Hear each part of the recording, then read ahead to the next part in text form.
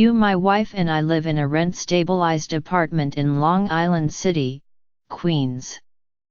We are thinking about moving next spring, months before our lease expires. Our landlord informed us that if we break the lease, we would either incur a penalty equal to 1.5 months' rent, or be held responsible for the rent until the space is rented to someone else or the lease expires. We see no reference to such a penalty in our lease. What advice do you have for avoiding these penalties or negotiating more favorable terms? A. Sign a rent-stabilized or market-rate lease and you are bound to its terms. Unless the apartment is rendered uninhabitable because of poor conditions, your only way out would be to sign a written agreement with the landlord terminating the lease.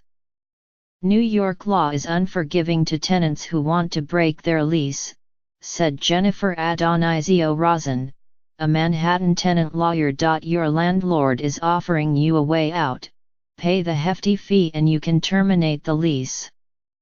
This is not a penalty found in your lease, but instead an offer to let you out of it. This type of agreement would not be found in the lease. Instead, that would be a separate contract where your landlord would accept something in exchange for releasing you from all liability under the lease, Ms. Rozan said. If you don't take the offer, the landlord does not have to re-rent the apartment and could continue to try to collect rent from you until the lease expires. If you don't pay, the landlord could sue you. You do have some other options. You could ask to assign the remainder of the lease to a new tenant.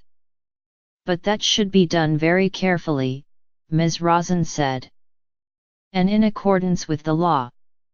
If you are able to assign the lease, the agreement would be directly between the new tenant and the landlord.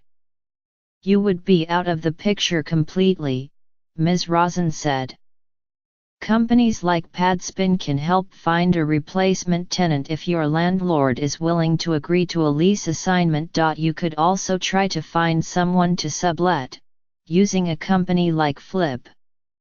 Although both rent-stabilized and market-rate tenants have the right to sublet, rent-stabilized tenants must show that they intend to return to the apartment at the end of the sublet. So if you don't plan to return, subletting would not be a viable option.